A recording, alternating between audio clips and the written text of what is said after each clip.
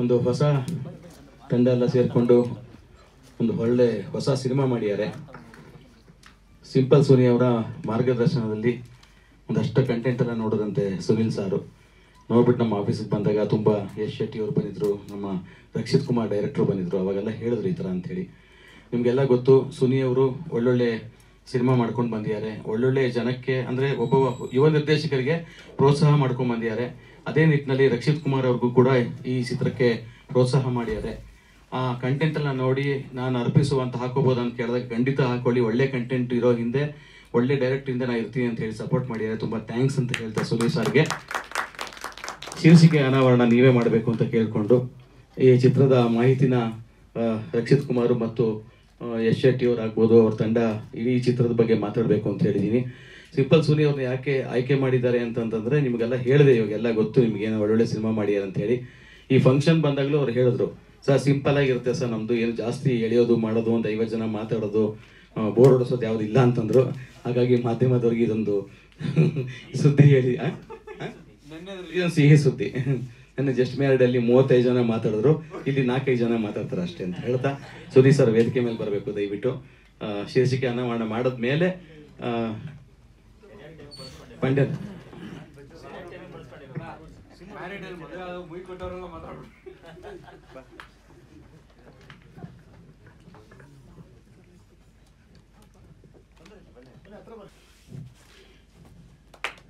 Thank you sir. Jungle Mangal ಅಂತ ಹೇಳಿ. ಎಲ್ಲರಿಗೂ ನಮಸ್ಕಾರ. ನನ್ನ ಹೆಸರು ರಕ್ಷಿತ್ ಅಂತ, ಮೂಲತಃ ದಕ್ಷಿಣ ಕನ್ನಡ ಜಿಲ್ಲೆ ಪುತ್ತೂರು. ಇದು ಯಾವುದೇ ವೇದಿಕೆಯಲ್ಲಿ ನಾನು ಮೊದಲನೇ ಸಲ ಮಾತಾಡ್ತಿದ್ದೀನಿ. ಹಾಗಾಗಿ ನನ್ನ ಮೊದಲನೇ ಮಾತನ್ನ ಇವತ್ತು ನಮಗೆ ಈ ವೇದಿಕೆ ಸಿಗ್ಬೇಕಾದ್ರೆ, ಈ ಚಿತ್ರರಂಗ ಅನ್ನೋ ವೇದಿಕೆ ಸಿಗ್ಬೇಕಾದ್ರೆ ಇದಕ್ಕೆ ಸತಿ ಸುಲೋಚನದಿಂದ ಹಿಡಿದು ಇಲ್ಲಿ ತನಕ ಯಾರೆಲ್ಲ ಶ್ರಮ ಪಟ್ಟಿದ್ದಾರೆ ಆ ಎಲ್ಲ ಹಿರಿಯ ಚೇತನಗಳಿಗೆ ಒಂದು ನಮಿಸುತ್ತಾ ನಾನು ಶುರು ಮಾಡೋಕ್ಕೆ ಇಷ್ಟಪಡ್ತೀನಿ. ಸೊ ಚಿತ್ರರಂಗಕ್ಕೆ ಬಂದು ಒಂದು 10 ವರ್ಷ ಆಯಿತು. ಸಿನಿಮಾ ಮಾಡಬೇಕು ಅಂತ ಓಡಾಡ್ತಾ ಅದ್ರ ಮಧ್ಯೆ ಕೋವಿಡ್ ಎಲ್ಲ ಬಂತು. ಅದಾದಮೇಲೆ ಪ್ರೊಡ್ಯೂಸರ್ ಸಿಗ್ತಾ ಇರಲಿಲ್ಲ. ಸೊ ಅಂಥ ಟೈಮಲ್ಲಿ ಒಂದಷ್ಟು ಫ್ರೆಂಡ್ಸ್ ಬಂದು ನಮ್ಮ ಹತ್ರ ಒಂದಷ್ಟು ಅಮೌಂಟ್ ಇದೆ, ನೀನೇನಾದರೂ ಮಾಡ್ತೀಯಾದ್ರೆ ಮಾಡು ಅಂತ ಮುಂದೆ ಬಂದರು. ಸೊ ಒಂದಷ್ಟು ಜನ ಕೊಲಾಬ್ರೇಟಿವ್ ಆಗಿ ಮಾಡಿರೋ ಅಟೆಂಪ್ಟ್ ಇದು. ಸೊ ಈ ಕುಂತಿಗೆ ವರ ಸಿಕ್ಕ ತಕ್ಷಣ ಕರ್ಣನನ್ನ ಸೃಷ್ಟಿ ಮಾಡಿದ್ಲಂತೆ, ಆಮೇಲೆ ಏನು ಮಾಡೋದು ಅಂತ ಗೊತ್ತಾಗದೆ ನದಿಲ್ ಬಿಟ್ಲಂತೆ. ಆ ಥರ ನಮಗೆ ಸೃಷ್ಟಿ ಮಾಡಾಗಿತ್ತು, ಏನು ಮಾಡೋದು ಅಂತ ಗೊತ್ತಾಗ್ಲಿಲ್ಲ. ಅಷ್ಟೊತ್ತಿಗೆ ದೊಡ್ಡ ಶಕ್ತಿಯಾಗಿ ಸುನಿ ಸರ್ ಮುಂದೆ ಬಂದರು. ಸೊ ಅವರಿಗೆ ನಾವು ಸದಾ ಆಭಾರಿಯಾಗಿರ್ತೀವಿ. ಇನ್ನು ಕತೆ ಬಗ್ಗೆ ಬರ್ಬೇಕಂದ್ರೆ, ಅರೆಮಲೆನಾಡು ಅಂತ ಒಂದು ಪ್ರದೇಶ ಇದೆ. ಅಂದ್ರೆ ನೀವು ಈ ಬೆಂಗಳೂರಿಂದ ಮಂಗಳೂರು ಹೋಗ್ಬೇಕಾದ್ರೆ ಈ ಘಟ್ಟ ಇಳಿಬೇಕಾದ್ರೆ ಈ ಘಟ್ಟ ಮತ್ತೆ ಊರು ಕರಾವಳಿ 2 ಪ್ರದೇಶಗಳು ಕೂಡುವಂತ ಒಂದು ಪ್ರದೇಶ ಇದೆ. ಇಲ್ಲಿ 2 ಕಡೆ ಜನ ಇರ್ತಾರೆ. ಅಂದ್ರೆ ಘಟ್ಟದ ಮೇಲಿನವರು ಇರ್ತಾರೆ, ಕರಾವಳಿಯವರು ಇರ್ತಾರೆ. ಇಲ್ಲಿ 2 ಕಡೆ ಸಂಸ್ಕೃತಿ ಇರುತ್ತೆ. ಅಂದ್ರೆ ಈ ಕಡೆಯವರು ಈ ಕಡೆ ಭಾಷೆನೂ ಮಾತಾಡ್ತಾರೆ, ಆ ಕಡೆ ಭಾಷೆನೂ ಮಾತಾಡ್ತಾರೆ. ಇಲ್ಲೊಂದು ಮಜಾ ಏನಂದ್ರೆ, ನಮ್ಮ ದೇಶದಲ್ಲಿ ಎಷ್ಟೆಲ್ಲ ವೈವಿಧ್ಯತೆ ಇದೆಯೋ ಅದೇ ಇಲ್ಲೂ ಇದೆ. ಯಾಕಂದ್ರೆ ಇಲ್ಲಿ ಒಂದಷ್ಟು ಕೇರಳದಿಂದ ಮೈಗ್ರೇಟ್ ಆಗಿ ಬಂದಿರುವಂತ ಜನ ಇದ್ದಾರೆ. ಆಮೇಲೆ ಇಲ್ಲಿ ಕರಾವಳಿ ಕಡೆ ಸಂಸ್ಕೃತಿನ ಈ ಕಡೆ ಘಟ್ಟದ ಕಡೆಯವರು ಫಾಲೋ ಮಾಡ್ತಾರೆ, ಈ ಕಡೆ ಸಂಸ್ಕೃತಿನ ಆ ಕಡೆಯವರು ಫಾಲೋ ಮಾಡ್ತಾರೆ. ಆ ತರ ಇರುವಂತ ಒಂದು ಪ್ರದೇಶದಲ್ಲಿ ನಡೆಯುವಂತ ಕಥೆ ಇದು. ಇಂಥ ಒಂದು ಊರಲ್ಲಿ ಅಂದ್ರೆ ಅವ್ರಿಗೆ ಕಾಡಿನ ಜೊತೆ ಒಂದು ಅವಿನಾಭಾವ ಅಂತ ಸಂಬಂಧ ಇದೆ. ಸೊ ಅಂತ ಒಂದು ಊರಲ್ಲಿ ಒಂದಷ್ಟು ಟೈಮ್ ಇದ್ದಂತ ಅನುಭವ ನಿಮಗೆ ಕೊಡೋ ಪ್ರಯತ್ನ ಮಾಡಿದ್ದೀನಿ. ಸೊ ನನ್ನ ನಂಬಿಕೆ ಏನಂದ್ರೆ, ಪ್ರತಿಯೊಬ್ಬ ಮೇಕರು ಅವನ ಅನುಭವ ಏನಿದೆ, ಅವನ ಜೀವನದಲ್ಲಿ ನೋಡಿರೋದೇನಿದೆ ಅದನ್ನೇ ಬೇಸ್ ಆಗಿಟ್ಕೊಂಡು ಸಿನಿಮಾ ಮಾಡಿದ್ರೆ ಅದು ತುಂಬಾ ಅಥೆಂಟಿಕ್ ಆಗಿ ಬರುತ್ತೆ ಅಂತ ನನ್ನ ಒಂದು ನಂಬಿಕೆ. ಸೊ ಹಾಗಾಗಿ ಅದನ್ನೇ ಕಟ್ಕೊಡುವಂತ ಪ್ರಯತ್ನ ಮಾಡಿದ್ದೇನೆ. ಸೊ ಇದರಲ್ಲಿ ತಾರಾಗಣದಲ್ಲಿ ಯಶ್ ಶೆಟ್ಟಿ ಅವರು ಇದ್ದಾರೆ. ಆಮೇಲೆ ಈಗ ಬಿಗ್ ಬಾಸ್ ಅಲ್ಲಿರುವಂತ ಉಗ್ರಂ ಮಂಜು ಅವರು ತುಂಬಾ ಮುಖ್ಯ ಪಾತ್ರ ವಹಿಸ್ತಾ ಇದ್ದಾರೆ. ಆಮೇಲೆ ಹರ್ಷಿತಾ ಅಂತ ಸೀರಿಯಲ್ ನಟಿ, ನಿಮ್ಗೆ ಗೊತ್ತಿರ್ಬೋದು. ಸೊ ಇವರು ಮುಖ್ಯ ಭೂಮಿಕೆಯಲ್ಲಿದ್ದಾರೆ. ಆಮೇಲೆ ಬಾಲ್ ರಾಜ್ವಾಡಿ ಅಂತ ನಿಮ್ಗೆ ಗೊತ್ತಿರ್ಬೋದು, ಒಂದಷ್ಟು ಸಿನಿಮಾಗಳಲ್ಲಿ ಮಾಡಿದ್ದಾರೆ ಅವರು. ಆಮೇಲೆ ಕರಾವಳಿ ಕಡೆಯಿಂದ ದೀಪಕ್ ರೈ ಪಾಣಾಜೆ ಅಂತ ಒಬ್ರಿದ್ದಾರೆ. ಆಮೇಲೆ ಚಂದ್ರ ಸುಳ್ಳಾಲ್, ಇವರೆಲ್ಲ ತುಂಬಾ ಚೆನ್ನಾಗಿ ಆಕ್ಟ್ ಮಾಡಿದ್ದಾರೆ. ಅಂದ್ರೆ ಅವ್ರಿಗೆಲ್ಲ ಒಂದಷ್ಟು ಟಾಸ್ಕ್ ಆಗಿತ್ತು ಇದು. ಯಾಕಂದ್ರೆ ನಮ್ ಸಿನಿಮಾ ಒಂದು 70% ಕಾಡಲ್ಲೇ ನಡೆಯುತ್ತೆ. 70% ಆಫ್ ದ ಇದು ಶೂಟ್ ಕಾಡಲ್ಲೇ ಆಗಿರೋದ್ರಿಂದ ಇವರೆಲ್ಲ ಬೆಂಗಳೂರಲ್ಲಿ ಮಂಗಳೂರಲ್ಲಿ ಆರಾಮಾಗಿದ್ದವರು ಒಂದೇ ಸಲಕ್ಕೆ ಒಂದು ದಟ್ಟ ಕಾಡೋದು, ಅಂದ್ರೆ ನಮ್ ಕುಕ್ಕೆ ಸುಬ್ರಹ್ಮಣ್ಯ ಹತ್ರ ಶೂಟ್ ಆಗಿರೋದು, ಅಲ್ಲಿ ನೀವು ಟ್ರಾವೆಲ್ ಮಾಡಿದ್ರೆ ನೀವು ನೋಡಿರ್ಬೋದು, ನಿಮ್ಗೆ ಸಿಕ್ಕಾಪಟ್ಟೆ ದಟ್ಟ ಕಾಡೋದು.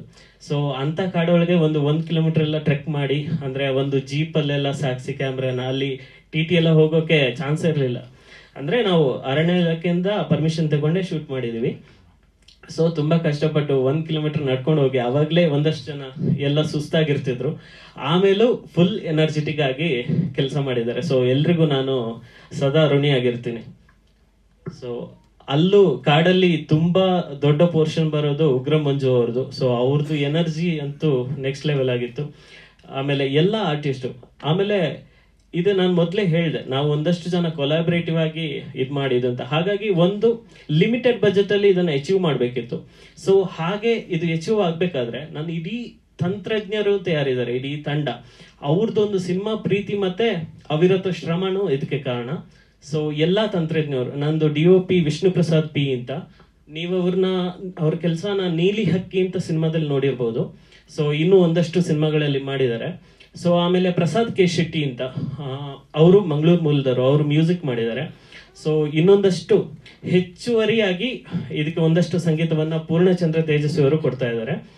ಸೊ ಆಮೇಲೆ ಇದು ಈ ಒಂದು ಅನುಭವ ಕಾಡಲ್ಲಿ, ಅಂತ ಒಂದು ಊರಲ್ಲಿ ನೀವು ಇದ್ದಂತ ಅನುಭವ ನಿಮಗೆ ಚೆನ್ನಾಗಿ ಕಟ್ಕೊಡೋಕೆ ಬೇಬಿ ಚೆನ್ ಪೌಲ್ ಮತ್ತೆ ರವಿ ಹಿರೇಮಠ ಅಂತ ಅವರಿಬ್ರು ಸೌಂಡ್ ಇಂಜಿನಿಯರ್ಸ್, ಅವ್ರದ್ದು ಕೆಲಸನೂ ತುಂಬಾ ಇಂಪಾರ್ಟೆಂಟ್ ಆಗುತ್ತೆ. ನಾವು ಇಲ್ಲಿ ಎಷ್ಟೇ ನಾವು ಪ್ಲಗ್ಇನ್ಸ್ ಎಲ್ಲ ವರ್ಕ್ ಮಾಡಿದ್ರು ಆ ಕಾಡಲ್ಲಿರುವಂತ ಅನುಭವವನ್ನ ತಂದ್ಕೊಡಕ್ ಆಗಲ್ಲ. ಅದಕ್ಕೋಸ್ಕರ ನಾವು ಮತ್ತೆ ಆ ಕಾಡಿಗೆ ಹೋಗಿ ಅಲ್ಲಿರೋ ಸೌಂಡು, ಅಲ್ಲಿರೋ ಜೀರಂಡ ಶಬ್ದ ಅದೆಲ್ಲ ಒಂದು ರೆಕಾರ್ಡ್ ಮಾಡಿ, ಸೊ ಇದಕ್ಕೆ ನಿಮ್ಗೆ ಹೇಗಂದ್ರೆ ನೀವೀಗ ಒಂದು 2 ಗಂಟೆ ಈ ಸಿನಿಮಾ ನೋಡಿದ್ರೆ ನೀವು ಆ ಊರಲ್ಲಿ ಇದ್ದೀರಾ, ಅಲ್ಲಿ ನಡೆಯುವಂತ ಒಂದು ಏನೋ ಒಂದು ಘಟನೆನ ನೀವು ಯಾವುದೋ ಒಂದು CC ಕ್ಯಾಮ್ರಾ ಹಾಕೊಂಡು ಅಬ್ಸರ್ವ್ ಮಾಡ್ತಾ ಇದ್ದೀರಾ ಅನ್ನೋ ತರ ಮೂಡ್ ಬರ್ತಾ ಇದೆ.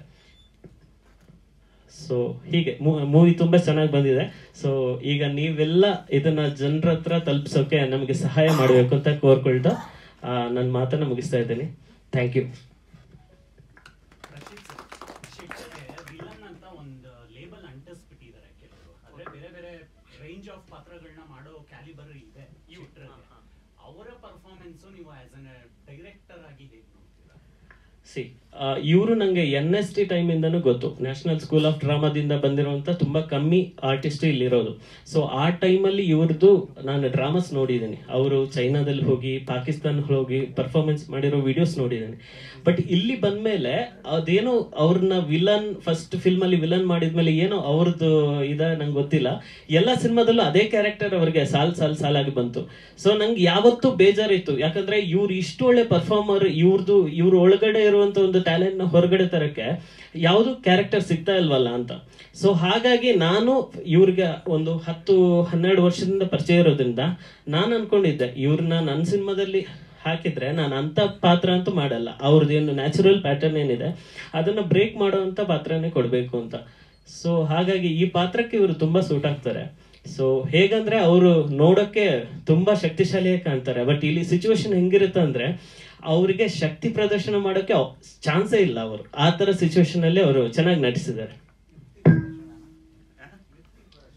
ಅವ್ರು ಬಚಾವ್ ಆಗ್ಬೇಕಾದ್ರೆ ಯುಕ್ತಿ ಪ್ರದರ್ಶನನೇ ಮಾಡ್ಬೇಕು. ಸೊ ಮೋಸ್ಟ್ಲಿ ಅವರ ಒಳಗಡೆ ಇರೋ ಆಕ್ಟಿಂಗ್ ಪ್ರತಿಭೆಗೆ ಇದೊಂದು ಚಾಲೆಂಜ್ ಅಂತ ಅನ್ಸುತ್ತೆ.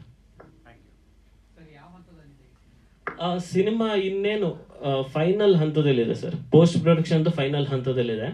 ಸೊ ನಾವು ಅಂದ್ರೆ ಮುಂದಿನ ತಿಂಗಳಷ್ಟೊಳಗೆ ಸಿನಿಮಾ ರೆಡಿ ಇರುತ್ತೆ. ಆಮೇಲೆ ಒಂದಷ್ಟು ಬೇರೆ ಬೇರೆ ದೊಡ್ಡವ್ರ ಸಿನಿಮಾಗಳೆಲ್ಲ ನೋಡ್ಕೊಂಡು ನಾವು ರಿಲೀಸ್ಗೆ ಪ್ಲಾನ್ ಮಾಡ್ತೀವಿ. ಸರ್ ನಾನು ಫಸ್ಟ್ ಬಂದ್ಬಿಟ್ಟು ಕಾಲೇಜ್ ಮುಗಿಸಿ ಪುತ್ತೂರಿಂದ ಬೆಂಗಳೂರು ಬಂದೆ ನಿರ್ದೇಶಕನಾಗಬೇಕು ಅಂತ.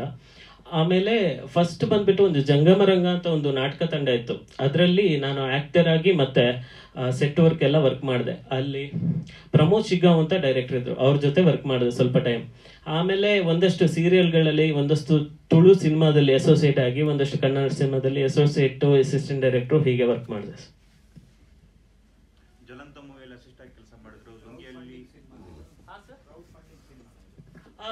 ಕ್ರೌಡ್ ಫಂಡಿಂಗ್ ಅಲ್ಲ, ಫ್ರೆಂಡ್ಸ್ ಫಂಡಿಂಗ್ ಅಂದ್ರೆ. ಸೊ ಎಲ್ಲರೂ ಸೇರಿ ಒಂದು 10-12 ಜನ ಇದ್ದಾರೆ ಸರ್, ಫ್ರೆಂಡ್ಸ್ ಫಂಡಿಂಗ್. ಸೊ ಇದಕ್ಕೆ ಏನಂದ್ರೆ ಫಂಡಿಂಗ್ ಹಾಕ್ದವರೆಲ್ಲ ನನ್ನ ಫ್ರೆಂಡ್ಸ್. ಅವರು ಅಂದ್ರೆ ಒಂದು 10 ವರ್ಷ ನನ್ನ ಸ್ಟ್ರಗಲ್ ನೋಡಿದ್ರಲ್ಲ, ನನ್ನ ಅವಸ್ಥೆ ನೋಡೋಕ್ಕಾಗದೆ ಫೈನಲಿ ಏನಾದ್ರು ಮಾಡಪ್ಪ ಅಂತ ಕೊಟ್ಟವರೇ ಇರೋದು. ಸರ್ ಇದು ಕಾಡಿನ ಬದಿ ಇರುವಂತ ಒಂದೇ ಊರಲ್ಲಿ ನಡೆಯುವಂತ ಕತೆ. ಆ ಊರು ಮತ್ತೆ ಆ ಊರ್ ಪಕ್ಕ ಇರೋ ಕಾಡಲ್ಲಿ ಇಡೀ ಸಿನಿಮಾ ನಡೆಯುತ್ತೆ. ಅಲ್ಲಿಂದ ಹೊರಗಡೆ ನಾವು ಹೋಗಲ್ಲ, ಅಂದ್ರೆ ಕತೆ ಹೋಗಲ್ಲ. ಸೊ ಆ ಊರೊಳಗೆ ನಡೆಯುವಂತ ಮಜವಾದ ಕತೆ. ಅಂದ್ರೆ ಹೇಗಂದ್ರೆ ನಿಮಗೆ ಒಂದೇ ಊರೊಳಗೆ ಅಂದಾಗ ನೀವು ಏನು ಈ ಆರ್ಟ್ ಸಿನಿಮಾ ಮಾದರಿ ಅಲ್ಲ, ಸಿಕ್ಕಾಪಟ್ಟೆ ಎಂಟರ್ಟೈನಿಂಗ್. ಒಂದು ಸಣ್ಣ ಘಟನೆ ನಡೆಯುತ್ತೆ, ಅದರಿಂದ ಇಡೀ ಊರಲ್ಲಿ ಏನೋ ಚಿತಲ್ ಪತಲ್ ಆಗುತ್ತಲ್ಲ, ಅದನ್ನ ಒಂದು ಕಥೆಯಾಗಿ ಇದು ಮಾಡಿದೆ ಸರ್. ಅದೇ ನಾನು ನಿಮ್ಗೆ ಮೊದಲೇ ಹೇಳಿದೆ, ಈಗ ಕರಾವಳಿ ಕಡೆ ಭಾಷೆನ ಅದೇ ಅದೇ ಅದೇ ಈಗ ಸಿನಿಮಾದಲ್ಲಿ ಏನಂದ್ರೆ ನಾನು ಈ ವೆರೈಟಿ ಆಫ್ ನಾನು ಸೆಲೆಕ್ಟ್ ಮಾಡಿರೋ ಪ್ಲೇಸ್ ಅಲ್ಲಿ ಎಲ್ಲಾ ಕಡೆಯಿಂದ ಬಂದಿರೋ ಜನ ಇರ್ತಾರೆ. ಅಂದ್ರೆ ಅಲ್ಲಿ ಒಂದಷ್ಟು ಕೇರಳದಿಂದ ಮೈಗ್ರೇಟ್ ಆಗಿ ಬಂದಿರುವಂತವ್ರು ಇದ್ದಾರೆ. ಅಂದ್ರೆ ರಿಯಲ್ ಇದು ನಾನು ನೋಡಿರೋ ಪ್ರಪಂಚ ಇದು. ಅವರು ಒಂದಷ್ಟು ಅವ್ರ ಭಾಷೆ ಅಲ್ಲಿಗೆ ಇದಾಗಿರುತ್ತೆ. ಮತ್ತೆ ಈಗ ನಾವು ಶೂಟ್ ಮಾಡಿರೋದು ಸುಳ್ಯದಲ್ಲಿ ಸರ್. ಸುಳ್ಯ ಸಂಪಾಜಿ ಈ ಪ್ರದೇಶದಲ್ಲಿ ಏನಂದ್ರೆ ಕೊಡವ ಮಾತಾಡೋ ಜನ ಇದ್ದಾರೆ. ಅಲ್ಲಿ ಅರೆಭಾಷೆ ಅಂತ ಒಂದಷ್ಟು ಜನ ಮಾತಾಡ್ತಾರೆ. ಆಮೇಲೆ ಇದು ಕರಾವಳಿ ಕಡೆ ಜನ ಇದ್ದಾರೆ, ಅವರು ತುಳು ಇನ್ಫ್ಲೂಯೆನ್ಸ್ ಇರುತ್ತೆ.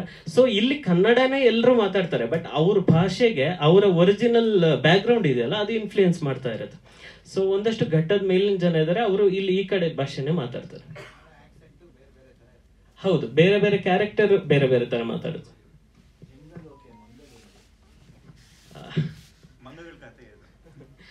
ಇದು ಅಂದ್ರೆ ನಿಮ್ಗೆ ಗೊತ್ತಿರ್ಬೋದು, ಅಂದ್ರೆ ಉತ್ತರ ಕರ್ನಾಟಕ ಕಡೆ ನಾವು ಇದಕ್ಕೆ ಒಂದು ಟೈಟಲ್ ಅಂತ ಹುಡುಕುವಾಗ ನಮ್ಗೊಂಚೂರು ಚಾಲೆಂಜಿಂಗ್ ಆಗಿತ್ತು, ಇದಕ್ಕೆ ಏನ್ ಟೈಟಲ್ ಇಡೋದು ಅಂತ. ಸೊ ಅದು ಹುಡುಕ್ತಾ ಹೋಗಿ ಹೋಗಿ ಹೋಗಿ ಅದೊಂದು ಆ ಟೈಟಲ್ ಮಾತ್ರ ಉತ್ತರ ಕರ್ನಾಟಕ ಕಡೆ ಸಿಕ್ತು. ಅಲ್ಲಿ ಜಂಗಲ್ ಮಂಗಲ್ ಅಂತ ಒಂದು ಇದನ್ನ ಯೂಸ್ ಮಾಡ್ತಾರೆ. ಸೊ ಅಲ್ಲಿಂದ ಸಿಕ್ತು ನಮ್ಗೆ. ನಿಮ್ಗೆ ಬಹುಶಃ ಒಂದು ಟೀಸರ್ ಅಂತ ಬಿಡ್ತೀವಿ ಫಸ್ಟ್ ಇದೇ ಮಂತ್ ಎಂಡ್ಗೆ, ಅದರಲ್ಲಿ ನೀಟಾಗಿ ಗೊತ್ತಾಗುತ್ತೆ ಏನು ಅಂತ.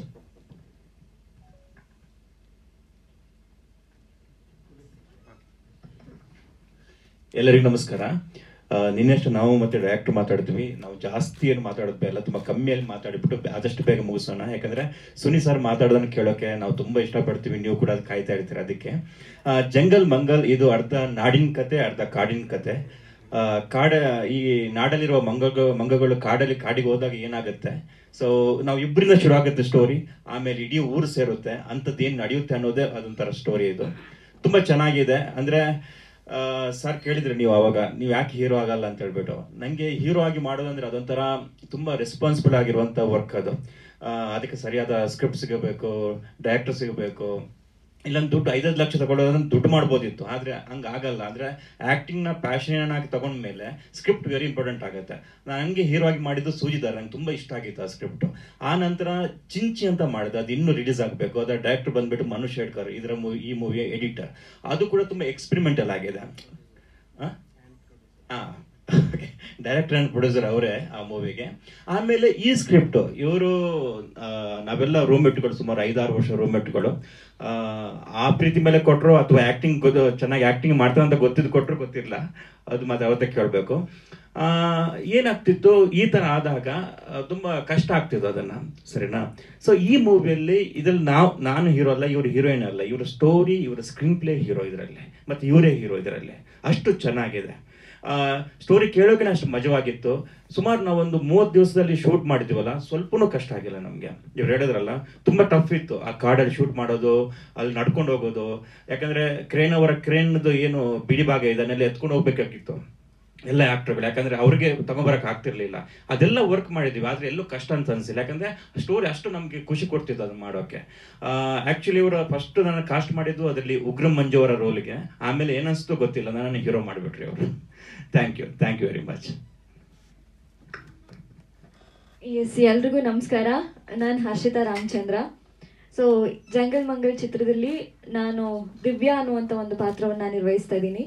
ದಿವ್ಯಾ ಅಂಗನವಾಡಿ ಟೀಚರ್. ಕರಾವಳಿ ಕಡೆ ಹೇಗಿರ್ತಾರೆ ಹುಡುಗಿರು ಅದೇನೋ ನಂಗೆ ಐಡಿಯಾನೇ ಇಲ್ಲ, ಬಿಕಾಸ್ ನಾನು ಬೆಂಗಳೂರು ಹುಡುಗಿ.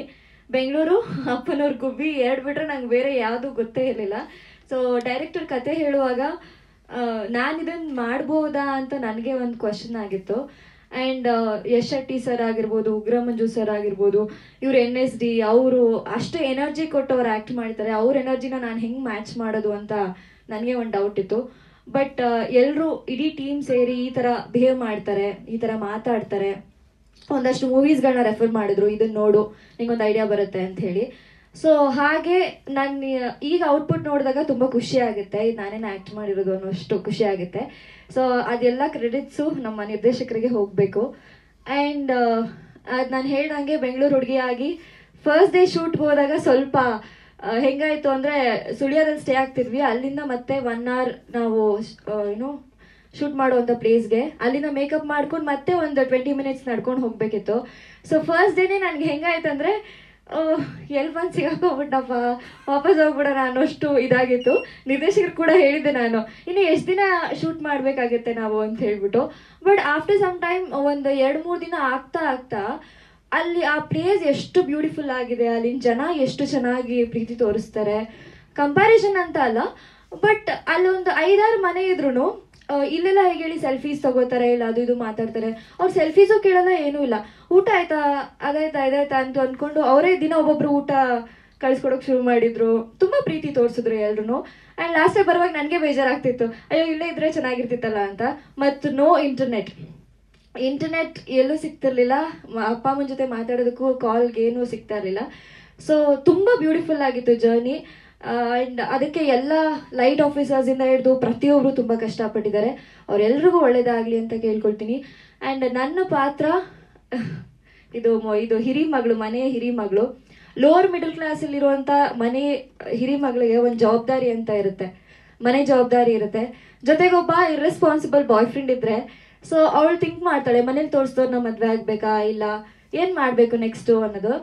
ಸೊ ಇಬ್ಬರು ಹುಡುಗ ಹುಡುಗಿ ಇಬ್ಬರು ಒಂದು ಕಡೆ ಟ್ರ್ಯಾಪ್ ಆದಾಗ ಅಲ್ಲಿಂದ ಹೇಗೆ ಹೊರಗಡೆ ಬರ್ತಾರೆ ಅನ್ನೋದೇ ಈ ಕತೆ. ಸೊ ಇದಕ್ಕಿಂತ ಜಾಸ್ತಿ ಹೇಳಿದ್ರೆ ನಮ್ಮ ಡೈರೆಕ್ಟ್ರು ಬೈತಾರೆ. ಸೊ ಇಷ್ಟೇ. ಇಲ್ಲ ಹೇಳ್ದೆ, ಅವ್ರು ಹೇಳಿದ್ದು ಹೇಳ್ದೆ. ಆ್ಯಂಡ್ ನಾನು ಸುನಿ ಸರ್ಗೆ ಥ್ಯಾಂಕ್ಸ್ ಹೇಳಕ್ಕೆ ಇಷ್ಟಪಡ್ತೀನಿ. ಫಸ್ಟ್ ಟೈಮ್ ನಾನು ಸುನಿ ಸರ್ನ ನೋಡಿದ್ದು ಆಚಾರ್ಯ ಕಾಲೇಜಲ್ಲಿ.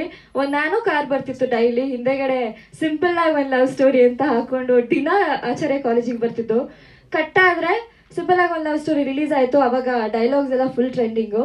ಸೊ ನಾವು ಅವಾಗ ನೋಡ್ಬಿಟ್ಟು ಹೇಳ್ಕೊಳ್ತಾ ಇದ್ವಿ, ಓಕೆ ಇಲ್ಲಿ ಇದು ನಮ್ಮ ಸ್ಟೇಡಿಯಮಲ್ಲಿ ಶೂಟ್ ಮಾಡಿದ್ದಲ್ವಾ ಅಂತ ಹೇಳಿ. ಸೊ ಸುನಿ ಸರ್ ಪ್ರೆಸೆಂಟ್ ಮಾಡ್ತಿರೋದು ನಂಗೆ ಸಿಕ್ಕಾಪಟ್ಟೆ ಖುಷಿ ಇದೆ. Thank you Suni sir. And ಈ ಒಂದು ಪಾತ್ರ ನನಗೆ ಸಿಗೋದಕ್ಕೆ ಮುಖ್ಯ ಕಾರಣ ನಮ್ಮ ಮನುಶೇಖರ್ ಅವರು. ಸೊ ಅವ್ರಿಗೂ ಕೂಡ ನಾನು ಥ್ಯಾಂಕ್ಸ್ ಹೇಳೋಕ್ಕೆ ಇಷ್ಟಪಡ್ತೀನಿ. ಅಷ್ಟೇ. ಗಜಾನನ ಆ್ಯಂಡ್ ಗ್ಯಾಂಗ್ ಅನ್ನುವಂಥ ಒಂದು ಸಿನಿಮಾದಲ್ಲಿ, ಅಭಿಷೇಕ್ ಶೆಟ್ಟಿ ಅವರ ಸಿನಿಮಾದಲ್ಲಿ ಒಂದು ಪಾತ್ರವನ್ನು ಮಾಡಿದ್ದೆ. ಜೊತೆಗೆ ಕನ್ನಡತಿ, ಹಾಗೆ ಈಗ ಸದ್ಯಕ್ಕೆ ಅವನು ಮತ್ತು ಶ್ರಾವಣಿ ಅನ್ನುವಂಥ ಸೀರಿಯಲ್ ಸ್ಟಾರ್ ಸುವರ್ಣದಲ್ಲಿ 10 ಗಂಟೆಗೆ ಪ್ರಸಾರ ಆಗುತ್ತೆ. ಅದರಲ್ಲಿ ಸೆಕೆಂಡ್ ಲೀಡ್ ಆಗಿ ಆದ್ಯ ಅನ್ನುವಂಥ ಒಂದು ಪಾತ್ರನ ಪ್ಲೇ ಮಾಡ್ತಾ ಇದ್ದೀನಿ. ಹೌದು.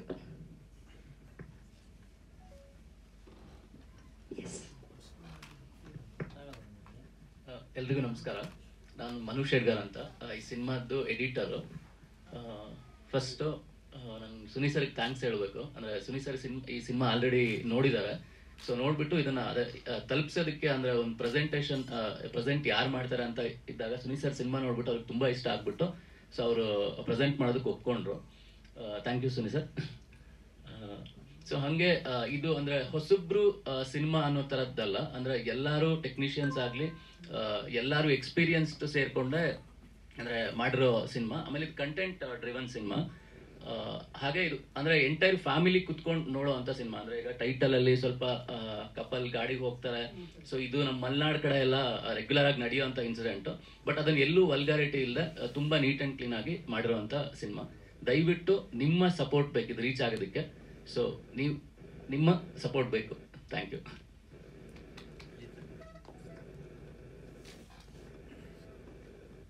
ಎಲ್ಲರಿಗೂ ನಮಸ್ತೆ. ನಾನು ಪ್ರಜಿತ್ ಹೆಗ್ಡೆ ಅಂತ, ಮೂಲತಃ ಮಂಗಳೂರಿನವನು. ಇವಾಗ ಬೆಂಗಳೂರಲ್ಲಿ ಬಿಸ್ನೆಸ್ ಮಾಡ್ತಾ ಇದ್ದೇನೆ.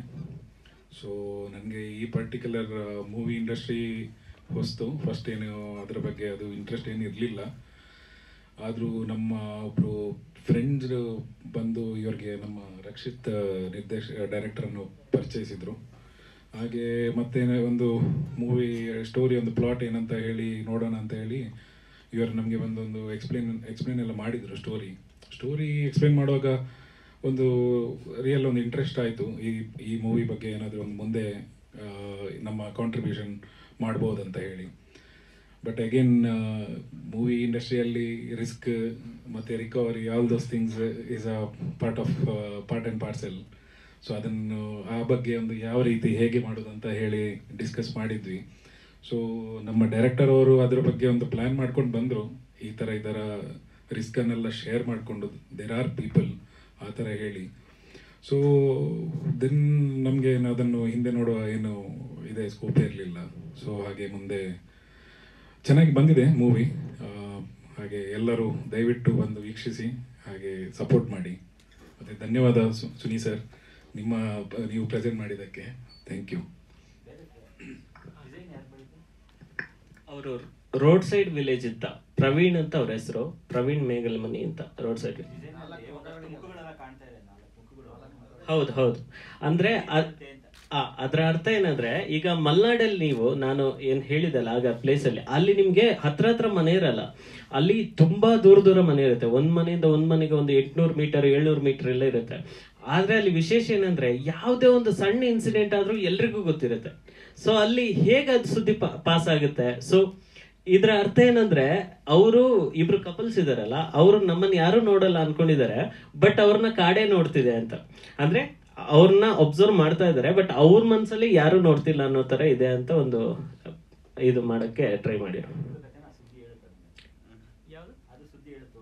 ಹೌದೌದು, ಅದು ಕಾಡೇ ಪಾಸ್ ಮಾಡುತ್ತೆ ಸುದ್ದಿನ ಅನ್ನೋ ತರ ಹಾಗೆ. ಸೊ ಮತ್ತೆ ಇನ್ನೊಂದು ವಿಷಯ ನಾನು ಆಡ್ ಮಾಡ್ಬೇಕು, ದಯವಿಟ್ಟು ಕ್ಷಮಿಸಿ. ಈ ಮೂವಿ ಶೂಟ್ ಆಗಿರೋದು ಕುಕ್ಕೆ ಸುಬ್ರಹ್ಮಣ್ಯ ಪಕ್ಕ ಸುಳ್ಯ ತಾಲೂಕು, ದಕ್ಷಿಣ ಕನ್ನಡ ಜಿಲ್ಲೆ, ಮಡಪ್ಪಾಡಿ, ಕಡ್ಯ ಮತ್ತೆ ಬಾಳಿಕಾಲ ಅನ್ನೋ 3 ಗ್ರಾಮದಲ್ಲಿ. ಈ ಗ್ರಾಮಸ್ಥರಿಗೆ ನಾನೊಂದು ಥ್ಯಾಂಕ್ಸ್ ಹೇಳಲೇಬೇಕು, ಅದು ಹೇಳ್ದಿದ್ರೆ ತಪ್ಪಾಗುತ್ತೆ. Thank you Suni sir. ಎಲ್ರಿಗೂ ನಮಸ್ತೆ. ರೇಣುಕಮ್ಮ ಬಂದರೆ ನನಗೆ ಮೈ ಜುಮ್ ಅನ್ನುತ್ತೆ. ಅವಾಗಿನ reel magazine time. So simple ಒಂದು ಸ್ಟೋರಿ, ಫಸ್ಟ್ ಪ್ರೆಸ್ ಮೀಟ್ ನನ್ನ ಲೈಫಿನಲ್ಲಿ ನಡೆದಿದ್ದು. ಪೆನ್ ಡ್ರೈವ್ ತೊಗೊಂಬಂದು ನಾವು ಅವಾಗಿನ ಚೆಕ್ ಮಾಡ್ತಿದ್ದೋ, ಸರ್ ಇಲ್ಲೇ ಇದ್ದಾರೆ ಆಪ್ರೇಟರು. ಸೊ ಒಂದ್ಸಲ ಬರ್ತಿತ್ತು, ಕೆಲವು ಶಾರ್ಟ್ಸ್ ಬರ್ತಿರ್ಲಿಲ್ಲ. ಓಡೋಗಿ ಆಫೀಸ್ಗೆ ಹೋಗಿ ಅವಾಗ ಲ್ಯಾಪ್ಟಾಪ್ ಇರಲಿಲ್ಲ, ಅಲ್ಲಿ ಕನ್ವರ್ಷನ್ ಎಲ್ಲ 4 hours ಆಗೋದು. ಮತ್ತೆ ತಂದು ಚೆಕ್ ಮಾಡಿ ಒಂದು ಪ್ಲೇ ಮಾಡೋದು. ಅಲ್ಲಿಂದ ನನಗೊಂದು ಲೈಫ್ ಸಿಕ್ತು. ಸೊ ತುಂಬ ಖುಷಿ. ಇವರು ಫಸ್ಟ್ ಪ್ರೆಸ್ ಮೀಟ್ ಇಲ್ಲೇ ಆದಾಗ ತುಂಬ ಖುಷಿ ಆಯಿತು. ಜಂಗಲ್ ಮಂಗಲ್ ಈ ವಿಷಯಕ್ಕೆ ಬರೋದಾದರೆ, ಮನು ಶೇಡ್ಗರ್ ಬಂದು ಚಮಕಿಂದ ಎಡಿಟ್ ಮಾಡ್ಕೊಂಬಂದಿದ್ದೆ ಅವತಾರ ಪುರುಷ ಇದೆಲ್ಲ. ನಾನು ರೀಸೆಂಟಾಗಿ 1 month ಬ್ಯಾಕ್ ಸ್ಟುಡಿಯೋ ಹೋದಾಗ ಇದ್ರದ್ದು ಫಸ್ಟ್ ಒನ್ ಡೇ ಟೀಸರ್ ತೋರಿಸ್ತಾರೆ. ತುಂಬ ಇಂಟ್ರೆಸ್ಟಿಂಗ್ ಆಗಿದೆ, ಮೂವಿ ನೋಡ್ಬೋದು ಅಂತೆ. ಆಮೇಲೆ ಅದಕ್ಕೆ ರೆಕಾರ್ಡಿಂಗ್ ಎಲ್ಲ ಫಿಕ್ಸ್ ಮಾಡಿ ತೋರಿಸ್ತಾ ನಂಗೆ ತುಂಬ ಖುಷಿ ಆಯಿತು. ಇಲ್ಲ ತುಂಬ ಚೆನ್ನಾಗಿ ಮಾಡಿದ್ದೀರಾ ಹಾಗೆ ಹೇಗೆ ಅಂತ. ನಾನು ಯಾವುದೋ ಒಂದು ಸೀನ್ ಮಾತ್ರ ಇದನ್ನ ಹಿಂಗೆ ಮಾಡ್ಬೋದು ಅಂತ ಸುಮ್ಮನೆ ಒಂದು ಸಣ್ಣ ಸಜೆಷನ್ ಕೊಟ್ಟೆ. ಅದಾದಮೇಲೆ ಅದನ್ನು ಸೀರಿಯಸ್ ಆಗಿ ತೊಗೊಂಡವರು ಅದನ್ನು ರೆಡಿ ಮಾಡಿ ಬಂದು ಇದನ್ನು ನೀವೇ ಪ್ರೆಸೆಂಟ್ ಮಾಡಬೇಕು ಅಂತ ಮನು ಕೇಳ್ದ. ಮನು ದೊಡ್ಡ ಗುಣ ಏನಂದರೆ, ಅವನೊಂದು ಫಿಲಮ್ ಡೈರೆಕ್ಟ್ ಮಾಡಿದ್ದಾನೆ, ಬಟ್ ಯಾವತ್ತೂ ಅದನ್ನು ಬಂದು ಕೇಳಲಿಲ್ಲ ಪ್ರೆಸೆಂಟ್ ಮಾಡಬೇಕು ಅಂತ. ಬಟ್ ಅವ್ನ ಫ್ರೆಂಡ್ಗೋಸ್ಕರ ಬಂದು ಇದನ್ನು ನೀವು ಪ್ರೆಸೆಂಟ್ ಮಾಡಬೇಕು ಅಂದಾಗ 2 ಕ್ಲಾಸ್ ಇಟ್ಟೆ. ನಾನೇನಾದರೂ ದುಡ್ಡು ಇನ್ವೆಸ್ಟ್ ಮಾಡ್ಬೇಕಾ ಅಂತ. ಅವ್ರು ಇಲ್ಲ ಅಂದರು. ಮತ್ತು ನನಗೆ ಇನ್ನೇನು ಲಾಭ, ನಾವೇನಾದರೂ ಲಾಭ ಬಂದರೆ ಅವಾಗ ನಿಮ್ಗೆ ಒಂಚೂರು ಕೊಡ್ಬೋದು ಅಂದರು. ಅವೆರಡೂ ಬೇಕಾಗಿಲ್ಲ ನನಗೆ, ಬಟ್ ನನ್ನ ಜೊತೆಲಿ ಇರ್ತೀವಿ ಸಿನಿಮಾಗೆ ಅಂತ. ಸೊ ಬಂದಿದ್ದೀನಿ ಇಲ್ಲಿವರೆಗೂ. ಈ ಟೈಟಲ್ ತುಂಬ ಈಸಿಯಾಗಿ ಹೇಳ್ಬೇಕಂದ್ರೆ ಜಂಗಲ್ ಮಂಗಲ್. ಇದು ಮೊನ್ನೆ ನನಗೂ ರಿವೀಲ್ ಮಾಡಿದ್ದು ಈ ಟೈಟಲು. ಫಸ್ಟು ಪರಿಸರ ಪ್ರೇಮಿಗಳು ಅಂತ ಇಟ್ಟಿದ್ರು. ನಂಗೆ ತುಂಬ ಇಷ್ಟ ಆಗಿತ್ತು ಟೈಟಲು. ಬಟ್ ಮೂವಿ ನೋಡಿದ್ಮೇಲೆ ಗೊತ್ತಾಗೋದು ಏನು ಪರಿಸರ ಪ್ರೇಮಿಗಳು ಇವರು ಅಂತ. ಇವ್ರು ಅಂದ್ಕೊಂಡ್ರು ಇಲ್ಲ ಅದು ಕಲಾತ್ಮಕ ಅಂತ ಆಗುತ್ತೆ ಅಂತ. ನಾನೊಂದು ಸಜೆಷನ್ ಕೊಟ್ಟಿದ್ದೆ, ಪೊದೆ ಪ್ರೇಮಿಗಳು ಅಂತ ಹೇಳಿರಿ, ತುಂಬ ಜನಕ್ಕೆ ರೀಚ್ ಆಗುತ್ತೆ ಅಂತ. ಇವ್ರು ಹೇಳಿದ್ರು ನಾವು ಅಷ್ಟು ನಾಟಿನೂ ಇಲ್ಲ ಅಂತ. ಸೊ ಇವೆರಡರ ಮಧ್ಯೆ ಜಂಗಲಲ್ಲಿ ಒಂದು ಮಂಗಲ್ ಕೆಲಸಗಳು ಏನು ನಡೆಯುತ್ತೆ ಅನ್ನೋದು. ಬಟ್ ತುಂಬ ಚೆನ್ನಾಗಿ ಲಿಂಕ್ ಮಾಡ್ಕೊಂಡು ಹೋಗಿದ್ದಾರೆ. ಅಂದರೆ ಒಂದು ಕಾಡ್ ಅಂದರೆ ಇದೊಂದು ಪೋಸ್ಟಲ್ಲಿ ನಿಮ್ಗೆ ರಿವೀಲ್ ಆಗ್ತಿದೆ, ರಿವೀಲ್ ಆಗದೆ ಇರೋ ಒಂದಷ್ಟು ವಿಷಯಗಳು ಕಾಡಲ್ಲಿ ನಡೆಯುತ್ತೆ. ಅವಕ್ಕೆಲ್ಲ ಒಂದೊಂದೇ ಕನೆಕ್ಷನ್ ಮಾಡ್ಕೊಂಡು ಬ್ಯೂಟಿಫುಲ್ ಆಗಿ ಒಂದು ಆ ಕ್ಲೈಮ್ಯಾಕ್ಸ್ ಪೊಸಿಷನಲ್ಲಿ ಒಂದು ತುಂಬ ಚೆನ್ನಾಗಿ ಆಗುತ್ತೆ. ನಮಗೆ ಹೋಗ್ತಾ ಹೋಗ್ತಾ ಸ್ಟಾರ್ಟಿಂಗ್ ಫನ್ ಅನ್ಸಿದ ಮೂವಿ ಸೀಟೆಡ್ಸ್ ಆಗ್ತಾ ಹೋಗುತ್ತೆ. ಸೊ ನಂಗೆ ತುಂಬ ಇಷ್ಟ ಆಯಿತು ಮೂವಿ.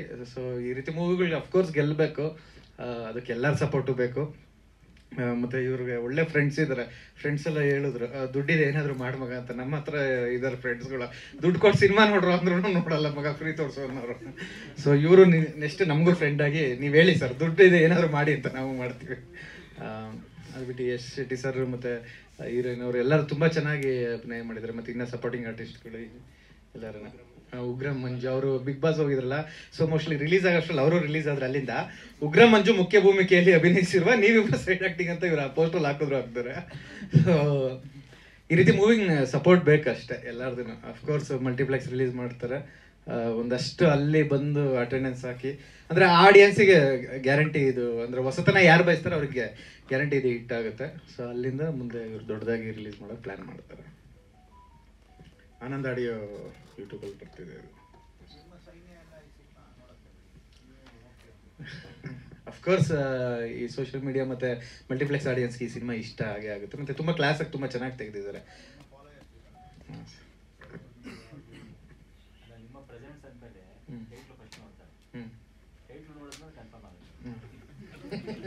ಅಲ್ಲ ಆ ತಮಾಷೆ ಇದೆ, ಅಂದರೆ ಇವ್ರೇನು ಲೈನ್ ಕ್ರಾಸ್ ದಾಟ್ತಿಲ್ಲ, ಬಟ್ ಆ ತಮಾಷೆ ಇದೆ. ಅದ್ರ ಜೊತೆಗೆ ಕ್ಲೈಮ್ಯಾಕ್ಸ್ ಇಂದ ಆಚೆ ಬರ್ತಾ ಇದೊಂದು ಬೇರೆ ರೀತಿ ಮೂವಿ ಅಂತ ಅನ್ಸುತ್ತೆ ಎಲ್ಲರಿಗೂ. ಹಾಂ, ಮನೋದು ಚಿಂಚಿ ಅಂತ ಬರ್ತಿದೆ, ಅದು ತುಂಬಾ ಚೆನ್ನಾಗಿದೆ, ಅದು ನೋಡಿದ್ದೀನಿ. ಬಟ್ ಅದಿಲ್ಲ. ಥ್ಯಾಂಕ್ ಯು ನಿಮ್ಮ ಸಪೋರ್ಟ್. Thank you.